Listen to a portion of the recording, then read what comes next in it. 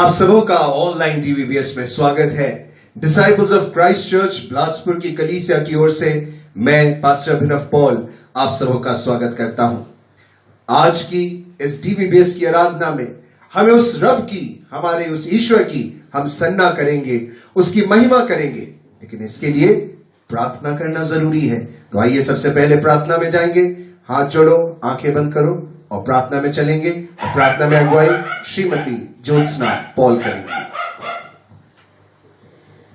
अति महान, सशक्तिमान, दयालु, समर्थी और जीते पिता परमेश्वर, आप जो दयालु और अनुग्रहकारी हैं, करुणामयी हैं, विलंब से कोप करने हारे परमेश्वर हैं, आपके चरणों के समीप हम आते हैं प्रभु जी, अपने त्राणकर्ता प्रभु यीशु मसीह के प्रिय और मीठे सराहे हुए नाम में। धन्यवाद, स्तुति, प्रशंसा और बड़ाई आपकी करते हैं। सारा आदर और महिमा आपको देते हैं, क्योंकि इसके योग्य केवल आप ही हैं पिता परमेश्वर। धन्यवाद देते हैं पिता परमेश्वर कि आपने उन लोगों में हमें चुना है और बुलाया है पिता परमेश्वर कि हम आपकी आराधना और स्तुति कर सकते हैं। धन्यवाद देते हैं पिता परमेश्वर ऐसी टेक्नोलॉजी के लिए और ऐसे मनों के लिए पिता परमेश्वर, और ऐसी योग्यताओं के लिए जो आपने लोगों को दी है कि बंद के समय में भी पिता परमेश्वर वे आपकी आराधना और स्तुति इस टेक्नोलॉजी के माध्यम से कर सक रहे हैं। विनती करते हैं पिता परमेश्वर, हमारे जितने बच्चे और जवान और बड़े लोग पिता परमेश्वर इन कार्यक्रमों को देख रहे हैं, ये कार्यक्रम ना हो पिता परमेश्वर, परंतु जीवन को परिवर्तित करने वाला समय हो प्रभु जी। और इस समय जब हम अपने घरों में बंद हैं पिता परमेश्वर, आपके अनुग्रह को, आपकी दया और आपकी कृपा को अपने जीवन में महसूस करने वाले हो सके और आपकी महिमा और आपका गुणानुवाद कर सके। हर एक बातों के लिए आपको धन्यवाद देते पिता परमेश्वर। आज की संपूर्ण आराधना को आपके हाथ में सौंपते हैं और इस विनती को अपने त्राणकर्ता प्रभु यीशु मसीह के प्रिय मीठे नाम से मांग लेते हैं, आमीन। तो आइए प्रभु की स्तुति करेंगे इस गीत के साथ में। रब की होवे सन्ना हमेशा, रब की होवे सन्ना।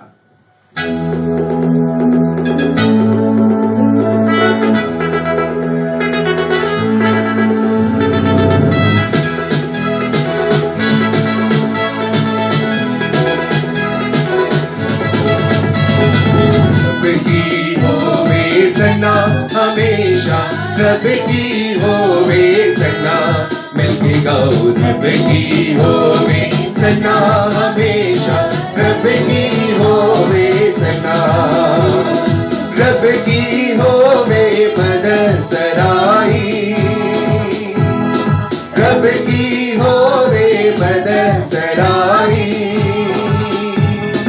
उसके नाम की सन्ना, सन्ना हमेशा, रब की होवे सन्ना, मिलके गाओ रब की होवे सन्ना हमेशा, रब की होवे सन्ना, रब के घर में होवे सिताई, रब के घर में होवे सिताई,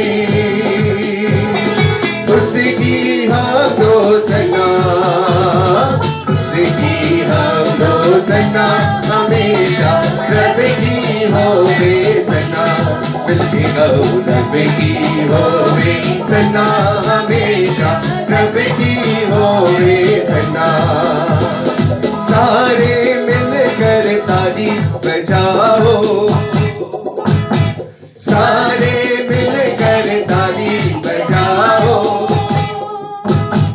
गाओ रब की सन्ना, गाओ रब की सन्ना हमेशा, रब की होवे सन्ना, मिलके गाओ रब की होवे सन्ना हमेशा, रब की होवे सन्ना, मिलके बोले प्रभु यीशु मसीह की।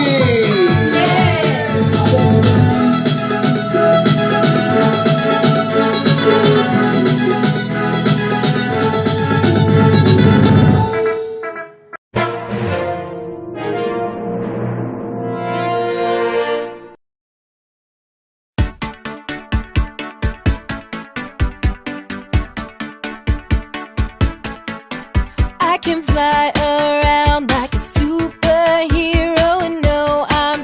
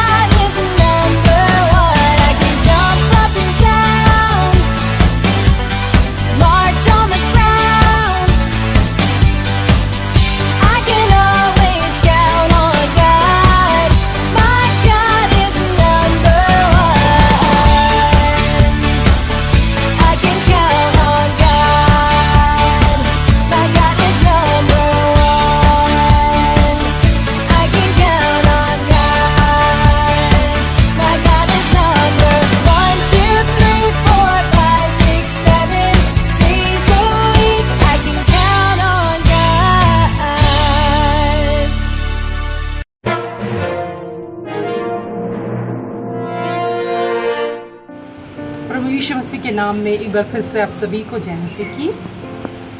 आज के VBS के लिए हमने जो पद चुना है वो पाया जाता है भजन संहिता 62 और उसका 6वां पद। सचमुच वही मेरी चट्टान और मेरा उद्धार है, वह मेरा गढ़ है और मैं ना डिगूंगा। सचमुच वही मेरी चट्टान और मेरा उद्धार है, वह मेरा गढ़ है, मैं ना डिगूंगा। आइए प्रियो, इस पद को हम एक बार फिर से दोहराते हैं। सचमुच वही मेरी चट्टान और मेरा उद्धार है, वह मेरा गढ़ है, मैं ना डिगूंगा। सचमुच आज की इस विषम परिस्थितियों में, जबकि हम सब अपने घर में लॉकडाउन है, इस पद को हम अपने जीवन में बार बार दोहराएं और सचमुच यहोवा हमारा दृढ़ गढ़ है, हम कभी ना डिगेंगे। आप सभी को परमेश्वर इस वचन के माध्यम से बहुत प्यार किया।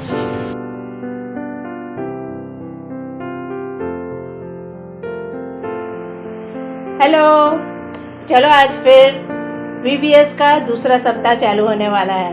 ठीक है ना? खुश हो सब? क्वारंटीन के समय में अपने अपने घरों में हो। VBS में आज हम कहानी सुनेंगे, एक लकवेग्रस्त मनुष्य को प्रभु यीशु मसीह कैसे चंगाई देते हैं। ध्यान से कहानी देखो, उसके बाद हम शिक्षाएं बाद में देखेंगे कि कैसे वो लकवेग्रस्त व्यक्ति जो है अपने दोस्तों के द्वारा, उनके विश्वास के द्वारा चंगाई को प्राप्त करता है। ठीक है?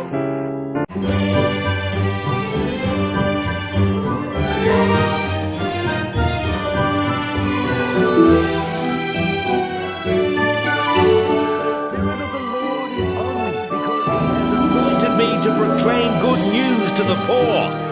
He has sent me to proclaim freedom to the prisoners and recovery of sight for the blind. To set Man, clearly he hasn't read the Torah. Truly, I tell you, no prophet is accepted in his hometown. We're late. Don't you complain. I mean, you're the one who kept stopping for lunch and morning tea and rest breaks and dessert and... I'm sorry, man. I know this was important to you. Hang on. Levi, if you're afraid of heights, raise your hand. What? Yay! Hey, V! Surely you will quote this proverb to me. Physician, heal yourself. And you will tell me, do here in your hometown what we have heard. What? Truly, Look. Hey, look out. What are you doing? When the sky was what?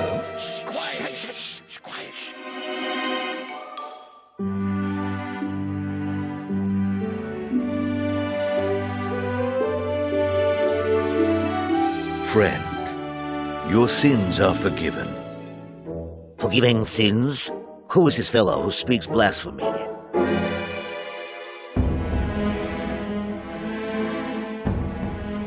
Which is easier to say? Your sins are forgiven, or to say, get up and walk? Get up, take your mat, and go home.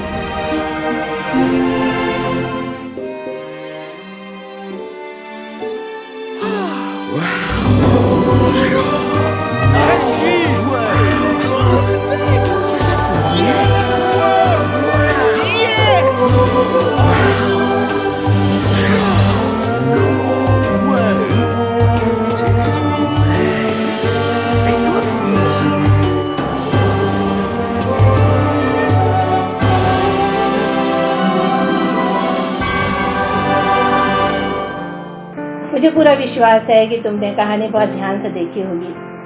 यहाँ पे हम 4 जन को देखेंगे। एक तो वो जिसके घर में प्रभु यीशु मसीह प्रचार कर रहे थे, दूसरा वो लकवेग्रस्त व्यक्ति और उसके दोस्त, तीसरा प्रभु यीशु मसीह और चौथा शास्त्री और फरीसी। इनके बारे में हम देखेंगे। ठीक है, सबसे पहला वो व्यक्ति था जो प्रभु यीशु मसीह को अपने घर में आमंत्रित करता है और बहुत से लोग उस प्रचार को सुनने के लिए क्या होते हैं, उसके घर में एकत्रित होते हैं। मतलब उसने अपना घर प्रोवाइड किया कि उसके घर में प्रचार का काम किया जा सके। मुझको और आपको अपने जीवन में देखना है कि मैं और आप क्या प्रभु यीशु मसीह के लिए, प्रचार के लिए अपने आप को, अपने घरों को, अपने वाहन को, अपने पैसों को उपलब्ध कराते हैं कि उसका प्रचार हो सके।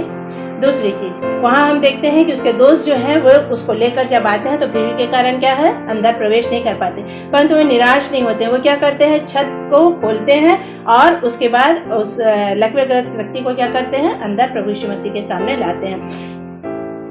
यहाँ हमको ये देखने की जरूरत है बच्चों कि हमारी संगति किनके साथ है, आपके दोस्त कैसे हैं, क्या वे परमेश्वर में प्रभु यीशु मसीह की शिक्षाओं के अनुसार तुम्हें लेकर चलते हैं और तुम्हारी संगति उनके साथ अच्छी है कि नहीं है, जो परमेश्वर के राज्य की बात करते हैं, और क्या उनका विश्वास प्रभु यीशु मसीह पर है कि नहीं है। ठीक है, क्योंकि प्रभु यीशु मसीह ने क्या कहा, उनके विश्वास को देखकर प्रभु यीशु मसीह ने क्या करा, उस लकवेग्रस्त व्यक्ति को चंगा किया। तीसरा व्यक्ति कौन था, लकवेग्रस्त व्यक्ति, जो जिसके लिए प्रभु यीशु मसीह ने कहा कि जा तेरे पाप क्षमा हुए, और उसके बाद वो उससे कहते हैं उठ अपनी खाट उठा और चल फिर। यहाँ हम देखते हैं कि पहली चीज जब वो पापों की क्षमा करने की घोषणा करते हैं, मतलब वो बताते हैं कि संपूर्ण ईश्वर हैं और वे शास्त्रीय फरीसियों के मन की बात को जानते हैं और हमारे भी मन की बातों को जानते हैं वे कि हम अपने मन में क्या विचार कर रहे हैं। ठीक है, इसलिए बहुत सोच समझ करके देखो, क्योंकि परमेश्वर जो है वो क्या करता है, हमारे मन को देखता है, हमारे बाहरी रूप को, हमारी बाहरी बातों को, जो आडंबर और मुखौटा ओढ़ के घूमते हैं हम उसको नहीं देखता है। किसको देखता है, हमारे मन को, हमारे मन के विचारों को। ठीक, फिर चौथी चीज हम देखते हैं कि प्रभु यीशु मसीह न केवल उसके शरीर की चिंता करते हैं, उसको शारीरिक रूप से चंगाई देते हैं, परंतु वे उसके आत्मा की भी चिंता करते हैं ताकि वो क्या करे, पाप क्षमा होकर स्वर्ग में प्रवेश करे। और चौथी और अंतिम बात कि जब वो व्यक्ति वहां से निकलता है तो क्या करता है, बहुत प्रशंसा और बड़ाई करते हुए प्रभु यीशु मसीह की, परमेश्वर की महिमा करते हुए निकल जाता है। जो लोग खड़े थे वे भी आश्चर्यचकित होते हैं, वे भी परमेश्वर की क्या करते हैं, बड़ाई और महिमा करते हैं। जब मेरे और आपके जीवन में प्रभु यीशु मसीह ऐसे कुछ कार्य करता है, और प्रभु यीशु मसीह तो रोज कर रहा है ना, आज वायरस से तुम बचे हुए हो कि नहीं बचे हुए, किसी को कोरोना नहीं हुआ, अपने घर में हो, आशीषित हो, पेरेंट्स के साथ, भाई बहनों के साथ हो, खुश हो, अच्छा अच्छा खा पी रहे हो। परमेश्वर को इन सारी बातों के लिए मुझे और आपको क्या करना चाहिए, धन्यवाद देना चाहिए और गवाही देना चाहिए, ताकि उसकी क्या हो, महिमा हो। तो इस पूरी घटना से, ये 4 लोगों के माध्यम से हमने इस घटना को देखा है, और मैं पूरा विश्वास करती हूँ कि इसके अनुसार तुम भी चलने का प्रयास करोगे। God bless you, each one of you.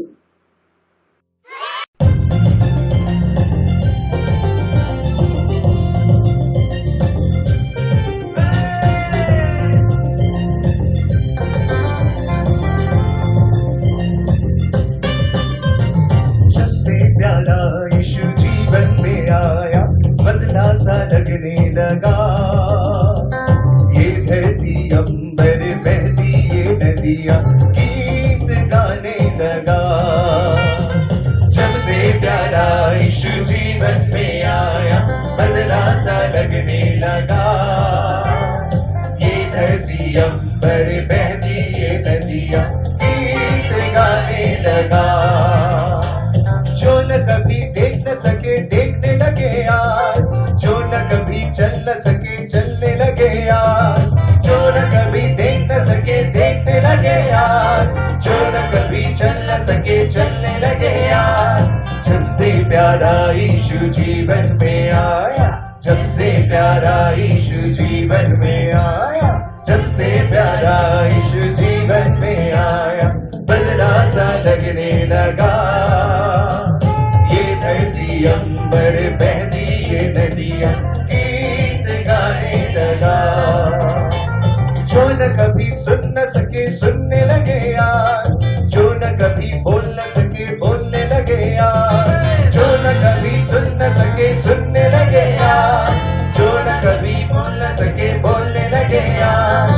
जब से प्यारा यीशु जीवन में आया, जब से प्यारा यीशु जीवन में आया, जब से प्यारा यीशु जीवन में आया, बदला सा लगने लगा, ये धरती अंबर बहती ये नदियाँ गीत गाने लगा, गीत गाने लगा, गीत गाने लगा।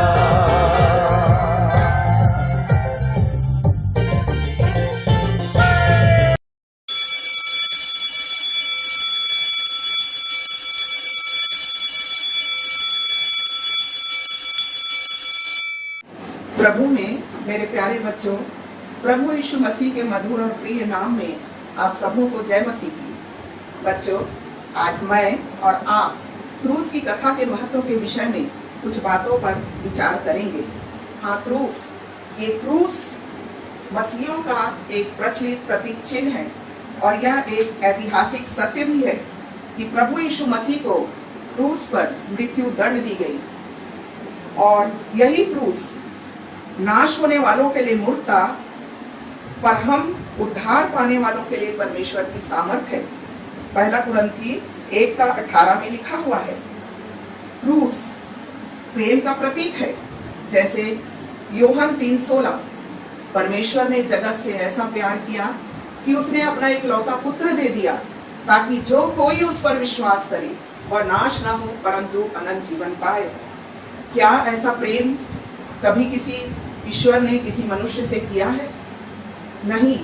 हाँ, हमारे प्रभु यीशु मसीह ने जगत के हर एक व्यक्तियों से प्रेम किया है ताकि उनको अनंत जीवन मिल सके और वो पाप के मार्ग में न बढ़कर अनंत जीवन को प्राप्त कर सके।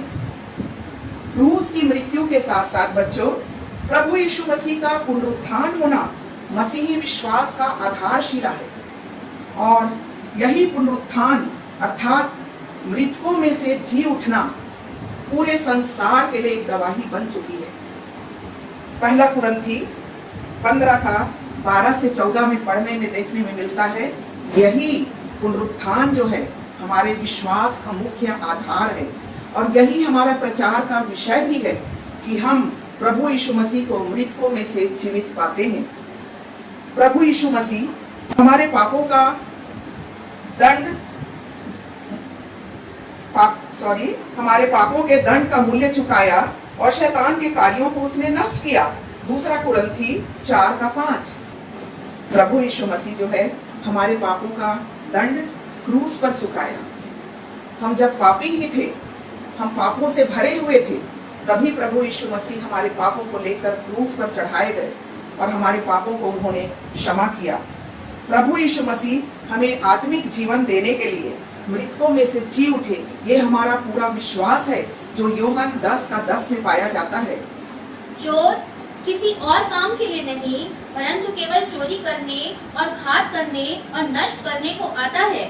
मैं इसलिए आया कि वे जीवन पाएं और बहुतायत से पाएं। वे जीवन पाएं और बहुतायत से जीवन पाएं। यही हमारे प्रभु यीशु मसीह का उद्देश्य था कि संसार में मनुष्य जो है जीवन पाए और बहुतायत का जीवन पाए।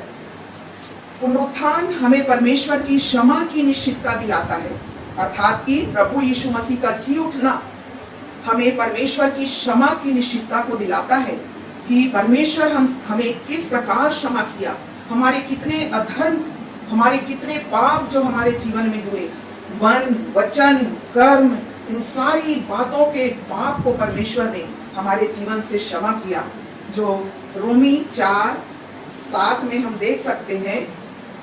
और साथ ही साथ में और भी वर्सेस हैं, आप नोट कर सकते हैं। मत्ती 26:28 है, लूका 23:34 भी है, जिसमें से हम एक पद पढ़ेंगे, रोमी 4:7। धन्य है वे जिनके अधर्म क्षमा हुए और जिनके पाप ढांपे गए। जिनके अधर्म क्षमा हुए, क्षमा करने का अधिकार केवल प्रभु यीशु मसीह को है और वो क्षमा करके हमको पिता से मिलाते हैं, परमेश्वर पिता से मिलाते हैं। इसके पश्चात हम देखते हैं कि पुनरुत्थान हमें परमेश्वर की पवित्र आत्मा की सामर्थ की निश्चितता दिलाता है कि परमेश्वर कैसे हमें अपने पवित्र आत्मा की सामर्थ देता है, जिसकी सहायता से इस संसार में हम अपने जीवन का निर्वहन करते हैं। और प्रभु यीशु मसीह बताते हैं कि यही पवित्र आत्मा जो है तुमको तुम्हारे जीवन में हर राह पर, हर मुश्किल परेशानियों में, हर परिस्थितियों में तुम्हारे साथ साथ रहेगा। एक पद इसमें से पढ़ेंगे, लूका 22:43। तब स्वर्ग से एक दूत उसको दिखाई दिया जो उसे सामर्थ देता था। स्वर्गदूत स्वर्ग से सामर्थ देता था, अर्थात कि दूत हमारे चारों ओर हमें सामर्थ देने के लिए, पवित्र आत्मा की सामर्थ देने के लिए उपस्थित रहते हैं कि जब भी हमारे सामने कोई ऐसी परिस्थिति हो जिसका सामना करने में हमको मुश्किल हो, तो हम अपने प्रभु यीशु मसीह अर्थात पवित्र आत्मा को स्मरण करें और वही पवित्र आत्मा हमारे जीवन को आगे लेकर जाता है। हमारी हर समस्या, हर परेशानी में हमें वो गाइड करता है। और जब हम इधर और उधर देखने लगते हैं, जब हमारा मार्ग भटक जाता है, यही पवित्र आत्मा हमें प्यार भरी ताड़ना देता है ताकि हम उस राह पर चले जहां हमारे लिए प्रभु यीशु मसीह ने अनंत जीवन रखा है। इसलिए प्यारे बच्चों, हमेशा इस बात को याद रखना कि जब भी तुम्हारे जीवन में कोई कठिनाई का समय आए, उस समय तुम पवित्र आत्मा को पुकारो और पवित्र आत्मा तुम्हारे साथ रहेगा और पवित्र आत्मा तुम्हें गाइड करेगा कि तुम किस प्रकार अपने जीवन में आगे बढ़ सकते हो। इसके पश्चात पुनरुत्थान हमें परमेश्वर की मृत्यु पर विजय की निश्चितता प्रदान करता है, अर्थात कि परमेश्वर जो है वो हमें इस पुनरुत्थान, प्रभु यीशु मसीह के पुनरुत्थान के द्वारा हमें यह निश्चितता प्रदान करता है कि हमारा जीवन विजयी जीवन है। प्रभु यीशु मसीह क्योंकि जीवित है, वो मृतकों में पड़े नहीं है, वो जीवित है, इसलिए हमारा जीवन जो है एक विजयी जीवन होता है। रोमी 8:11 और मरकुस 16:15 से 18। मरकुस 16:15 से 18। और उसने उनसे कहा, तुम सारे जगत में जाकर सारी सृष्टि के लोगों को सुसमाचार प्रचार करो। जो विश्वास करे और बपतिस्मा ले, उसी का उद्धार होगा, परंतु जो विश्वास ना करेगा वह दोषी ठहराया जाएगा। विश्वास करने वालों में यह चिन्ह होंगे कि वे मेरे नाम से दुष्ट आत्माओं को निकालेंगे, नई नई भाषा बोलेंगे, सांपों को उठा लेंगे, और यदि वे प्राणनाशक वस्तु भी पी जाएं, तो भी उनकी कुछ हानि ना होगी। वे बीमारियों पर हाथ रखेंगे और वे चंगे हो जाएंगे। हमारा प्रभु यीशु मसीह हमारे विनाशी देह को अविनाशी देह में बदलेगा, अर्थात कि हम मसीही इस इंतजार में हैं कि प्रभु यीशु मसीह दोबारा हमारे बीच में आएंगे। उनका दूसरा आगमन होगा और उस दूसरे आगमन में प्रभु यीशु मसीह हमारा न्याय करेंगे। इसलिए प्यारे बच्चों, इस बात को हमेशा याद रखो कि हमारा प्रभु यीशु मसीह आज भी जीवित है और अपना सहायक पवित्र आत्मा हमें दिया है कि वह प्रति पल हमारे निकट रहता है। जैसे प्रकाशित वाक्य 1:18 हम पढ़ते हैं, उसमें देखते हैं, मैं मर गया था और अब देख मैं युगान युग जीवता हूँ, और मृत्यु और अधोलोक की कुंजियां मेरे ही पास हैं। युगान युग तक जीवता हूँ, अर्थात कि परमेश्वर प्रभु यीशु मसीह जो है वो युगान युग तक जीवित है, हमारे साथ है, और हमारे जीवन का देख रेख या हमारे जीवन को जो शांति, आनंद, धीरज और सारे आत्मा के जो 9 वरदान हैं, ये सारे 9 वरदान जो परमेश्वर हमको देता है, क्योंकि वो हमसे बहुत प्यार करता है। प्यारे बच्चों, आप हमेशा इस बात को स्मरण रखना कि आपका प्रभु यीशु मसीह, मेरा प्रभु यीशु मसीह क्रूस पर जो अपनी जान को दिया, वो इसलिए नहीं दिया कि हम पाप में दशा में नाश हो जाएं, परंतु वो इसलिए दिया कि हम जीवन पाएं और बहुतायत का जीवन पाएं। और यही हमारे जीवन के लिए, इस संसार में जब हम रहते हैं, हमारे जीवन में बहुत सी परेशानियां आती हैं, बहुत सी मुसीबत आते हैं, परंतु हमारा प्रभु यीशु मसीह हमसे प्यार करता है। वो कभी नहीं चाहता है कि हम दुख में पड़े रहें, कभी वो नहीं चाहता कि हम रोते रहें, कभी वो नहीं चाहता कि हम बीमार और लाचार रहें। वो हमेशा हमारे जीवन में हमारे शोक को आनंद में बदलना चाहता है। इसलिए हम उसके पुनरुत्थान पर विश्वास करें। मुख्य हमारा जो आधारशिला है हमारे विश्वास का, कि हम उसके पुनरुत्थान पर विश्वास करें कि हमारा प्रभु यीशु मसीह जीवित है और युगान युग तक जीवित रहेगा। आमीन। आप सभी को प्रभु यीशु मसीह के नाम में मेरा प्यार भरा नमस्कार, सलाम, प्रेज द लॉर्ड। आइए आज हम आत्मिक गुणों के बारे में जानेंगे इस छोटी सी एक्टिविटी के द्वारा। आत्मा का पहला गुण है प्रेम। प्रेम प्रभु यीशु मसीह की तरह होना चाहिए, जो निस्वार्थ था, जो मनुष्य जाति से यीशु मसीह ने किया था। आत्मा का दूसरा गुण है आनंद, जॉय। आनंदित हमेशा दाऊद की तरह, जो हर परिस्थिति में आनंदित और मगन रहता था परमेश्वर के लिए। आत्मा का तीसरा गुण है पीस, अर्थात शांति का स्वभाव, जैसे मरियम का था। वो हमेशा शांत रहती थी, चाहे कोई भी परिस्थिति क्यों ना हो, परंतु वो परमेश्वर पर विश्वास रखती थी। आत्मा का अगला गुण है पेशेंस अर्थात धीरज। धीरज हमेशा अय्यूब की तरह होना चाहिए। वो अंत तक धीरजवंत रहा, हर एक परिस्थिति को, हर एक कठिनाइयों को सहता रहा, क्योंकि उसे विश्वास था कि परमेश्वर उसके साथ जो कुछ भी करेंगे वो अच्छा होगा, वो उसके भले के लिए ही होगा। आत्मा का दूसरा गुण है काइंडनेस अर्थात कृपा, जिसे हम देखते हैं कि दयालु सामरी ने किस प्रकार उस मनुष्य को, एक तुच्छ मनुष्य की सहायता की, जिसकी सहायता कोई भी करने को तैयार नहीं था। हमें इसकी तरह ही दयालु और कृपालु होना चाहिए। आत्मा का अगला गुण है गुडनेस कृपा। परमेश्वर की कृपा हम मनुष्य जातियों पर, हम मनुष्यों से परमेश्वर ने इतनी कृपा करी कि हमसे वो इतना प्रेम किया कि हमारे हर एक पापों को वो क्षमा करता है जब भी हम उसके नजदीकी और करीबी में आते हैं। आत्मा का अगला गुण है फेथफुलनेस अर्थात विश्वास योग्यता। विश्वास योग्य जैसे डैनियल था। डैनियल सिंहों की मान में हर बार अनेक परीक्षाओं में गिरता था, परंतु उसे विश्वास था कि परमेश्वर उसे हर एक परीक्षा से बचाएंगे और निकालेंगे। आत्मा का अगला गुण है जेंटलनेस अर्थात नम्रता। नम्र स्वभाव था डेविड का कि वो अपने उसके इकलौते पुत्र ने किस प्रकार उसे सारी संपत्ति ले ली, उसे उसके नगर से बाहर निकाल दिया, पर फिर भी दाऊद जो था, डेविड जो था, वो इतना नम्र रहा कि वो अंत में अपने बेटे को क्षमा करता है। अगला जो अंतिम गुण है वो है सेल्फ कंट्रोल, कि किस प्रकार संयम जो होता है, कि किस प्रकार प्रभु यीशु मसीह हर एक सहते रहे, कि किस प्रकार क्रूस की मृत्यु को उन्होंने सहा, हर एक निंदाओं को सहा, परंतु फिर भी वो अंत तक संयमी रहे। इस प्रकार हम देखते हैं कि बाइबल में 9 आत्मिक गुणों के बारे में बताया गया है। पहला है प्रेम, दूसरा है आनंद, तीसरा शांति, धीरज, कृपा, भलाई, विश्वास, नम्रता और संयम। यदि हम देख रहे हैं कि जिस प्रकार ये सारे फल जब एक पेड़ पे पाए जाते हैं तो वो कितना सुंदर दिखाई देता है, उसी प्रकार अगर ये सारे गुण हमारे जीवन में भी पाए जाएंगे तो हमारा जीवन भी कितना सुंदर दिखाई देगा। आइए हम अपने गुणों को अपने जीवनों में ग्रहण करने का, अपनाने का प्रयास करें। धन्यवाद।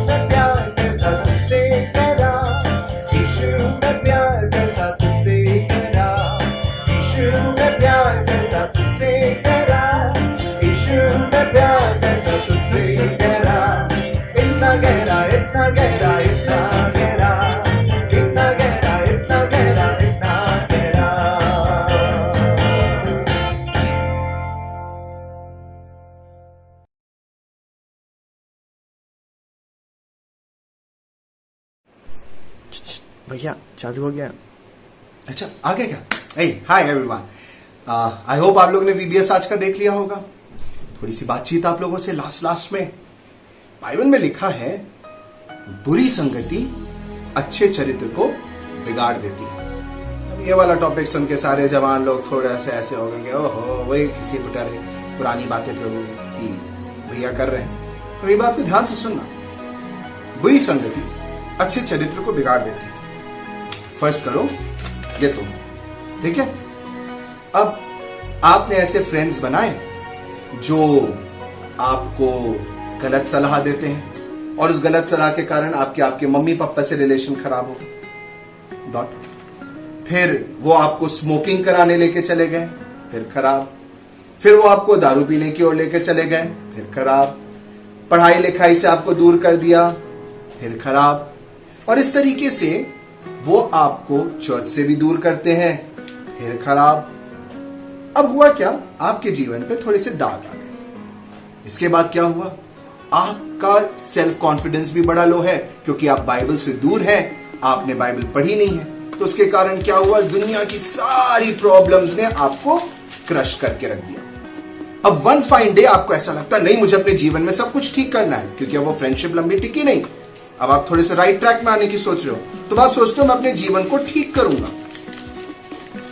अब एक बात बताओ अर्जितन सोना, इस पेपर को मैं वापस ठीक कर सकता हूं? नहीं। कर सकता हूं अर्जित, कर सकता हूं आयरन मार के, लेकिन ये दाग हटा पाऊंगा क्या? इसकी सिलवटें पूरी कभी चली जाएंगी? चलो कोशिश कर लेते हैं। कुछ हो पा रहा है? नहीं हो पा रहा। इसलिए मुझको और आपको यीशु मसीह की जरूरत है, क्योंकि ये बुरी संगति मुझको और आपको बिगाड़ के रख देती है, पूरी तरीके से ध्वस्त करके रख देती है।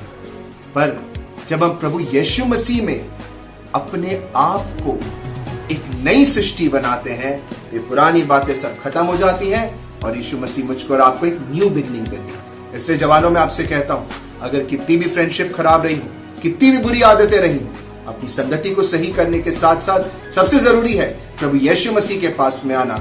उड़ाऊ पुत्र को देखा था, सब कुछ लुट जाने के बाद उसने ये नहीं किया कि अब मैं मेहनत करके कमा करके अपने लिए सब कुछ खड़ा करूंगा। वो अपने पिता के पास वापस गया था। वैसे आपको भी प्रभु यीशु मसीह के पास वापस जाने की जरूरत है। May God bless each and every one of you. कारी विलंब से कोप करने हारे महाप्रतापी भय के योग परमेश्वर पिता, प्रभु यीशु मसीह के मधुर मीठे नाम में हम आपके चरणों में आते हैं प्रभु जी, और आपका धन्यवाद धन्यवाद धन्यवाद स्तुति बढ़ाई प्रशंसा करते हैं, क्योंकि आप इसी के योग्य हमारे महान परमेश्वर यहोवा हैं। धन्यवाद देते हैं प्रभु जी आज के दिन के लिए, और प्रभु जी हर एक प्रकार की शांति और आनंद के लिए जो आपने हमारे जीवन में भरा है प्यार प्रभु जी, हर एक सुरक्षा के लिए आपका धन्यवाद करते हैं। धन्यवाद देते हैं प्रभु जी इस कठिन समय में भी, इस महामारी के फैले हुए एक दशा में भी प्रभु जी आपने हम सबों को ये अवसर दिया है कि इस तरह से ऑनलाइन इकट्ठे होकर के प्रभु जी हम आपकी महिमा और स्तुति कर सकते हैं। विशेषकर हम धन्यवाद देते हैं DVBS के इस संगति के लिए, जिसमें बच्चे प्रभु जी अपने समय को निकाल करके आपके चरणों में बैठे और आपके वचन को सुनने के लिए तैयार हैं। इसलिए प्रार्थना विनती करते हैं प्रभु जी कि इनके मनों को खाली करें और हर एक वचन की बातें जो इनको बताई जाती और समझाई जाती हैं प्रभु जी इनके हृदय में घर करने पाए, ताकि हर एक परिस्थिति में प्रभु जी ये आनंदित रहना सीख सकें और आपकी सुरक्षा और सामर्थ्य को अनुभव करते हुए अपने जीवन को बिताने पाएं। सारी आशीषों के लिए हम आपका धन्यवाद करते हैं, और आगे के सारे कार्यक्रमों के लिए जो कि प्रभु जी इस DVBS में होने वाले हैं। हम उन शिक्षकों के लिए भी धन्यवाद करते हैं जो प्रभु जी अपने समय को निकाल करके इस कार्य को कर रहे हैं, और आपने इस सामर्थ्य को समझ बुद्धि की आत्मा को दिया है प्रभु जी कि इस कार्य को पूरा कर सकें। इसलिए प्यार प्रभु जी पूरे झुंड को और सारे लोगों को आपके हाथों में सौंपते हुए हम इस विनती को प्रभु यीशु मसीह ख्रिस्ट के नाम से मांगते हैं, सुने।